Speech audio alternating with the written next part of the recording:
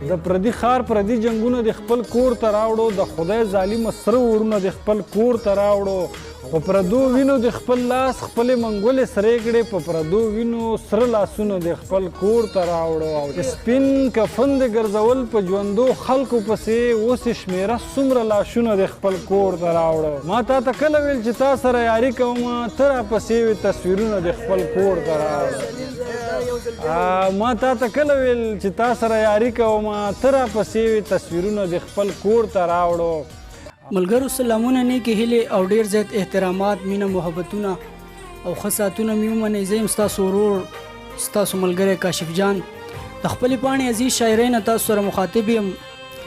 ملګرو راغلي یو اسلام آباد ته د ډېر محترم سلیم بیټني صاحب سره مو دا بنډار را جوړ کړی دی او ومې غوښتل چې سلیم بیټني صاحب نه شعرونه غزلې ریکارډ کړم او تاسو مینوالو سره یې شریک کړم نو راځو سلیم بیټني صاحب نه به یو څو پوښتنې هم کوو او غزلې به هم تېرو سلیم بیټني صاحب په پروګرام کې درته هرکلی یو ډېره مینه وایم مننه ډېره مننه کاشف جانه ته راغلې تکلیف دې وکړه دې ځای ته رالې موږ ته حاضر سو قدر په نظر درته ګورو مننه دې کړو ډېره مننه بیا بیا پته مننه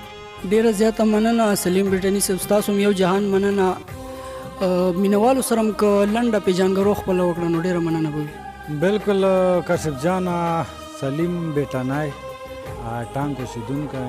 دلته بس رزق په تلاش دلته رزق راټولو اسلام آباد کې ژوند شپې اړو ډېره زیاته مننه سلیم بیټني صاحب راځو په لاول کې در څخه یو غزل اورو بیا به نور یو څو پوښتنې کوو ډېره مننه کاشف جانه غزل یې خو بالکل ولې شی وایي دی چې خپل ځان خفه کړم خو یاران خفګان ته نه ورکوم خپل ځان خفه کړم خو یاران خفګان ته نه ورکوم تر خپله وسه خپل جانان خفګان ته نه ورکوم خپل ځان خفه کړم خو یاران خفګان ته نه ورکوم تر خپله وسه خپل جانان خفګان ته نه ورکوم او زه د چا دین د چا مذهب او مسلک نه ګورم زه د چا دین د چا مذهب او مسلک نه ګورم بس چې انسان وي نو انسان خفګان ته زه د چا دین د چا مذهب او مسلک نه ګورم بس چې انسان وي نو انسان خفګان ته نه ورکوم کاشف جانه شعر وپکښې چې تمامه شپه مې په سینه پورې وي جخت نیولي تمامه شپه مې په سینه پورې وي جخت نیولي ته خو لا څه ستا تصویران خفګان ته نه تمامه شپه مې په سینه پورې وي جخت نیولي ته خو لا څه ستا تصویران خفګان ته نه ورکوم او شعر وپکښې چې ما د خپل زړه او د ځیګر وینې شیندلې دي پرې ما د خپل زړه او د ځیګر وینې شیندلې دي پرې ځکه د دې چمن ګلان خفګان ته نه ورکوم مکتې شعر و چې زه بیټنی سلیم اوس هغه سلیم نه یم پاتې زه بیټنی سلیم اوس هغه سلیم نه یم پاتې هسې په خوله خاندم ځان خفګان ته نه ورکوم دا نورې څو شعرونه دي چې د کاشف جانه فرمایش دې کړی و چې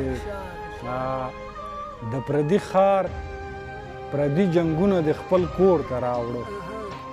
د پردي ښار پردي جنګونه د خپل کور ته راوړو د خدای ظالمه سره ورونه د خپل کور ته راوړو د پردي ښار پردي جنګونه د خپل کور ته راوړو د خدای ظالمه سره ورونه د خپل کور ته راوړو او په پردو وینو د خپل لاس خپلې منګولې سرې کړې په پردو وینو سره لاسونه د خپل کور په پردو وینو د خپل لاس خپلې منګولې سرې کړې په پردو وینو سره لاسونه د خپل کور ته راوړو او چې سپین کفن د ګرځول په ژوندو خلکو پسې اوس یې شمېره څومره لاشونه د خپل کور ته چې سپین کفن د ګرځول په ژوندو خلکو پسې اوس یې شمېره څومره لاشونه د خپل کور ته راوړو شعر و معذرت سره چې ما تا ته کله ویل چې تا سره یاري کومه ما تا ته کله ویل چې تا سره یاري کومه ته راپسې وې تصویرونه د خپل کور ته راوړو ما تا ته کله ویل چې تا سره یاري کومه ته راپسې وې تصویرونه د خپل کور ته راوړو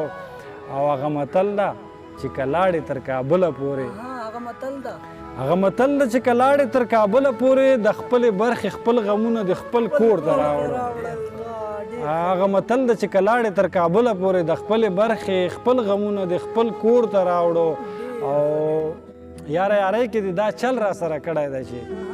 یاره یارۍ کې دې دا چل را سره کړی ده چې ټوپک د مات او کتابونه د خپل کور ته راوړو. سلیم صاحب که موږ مینوالو ته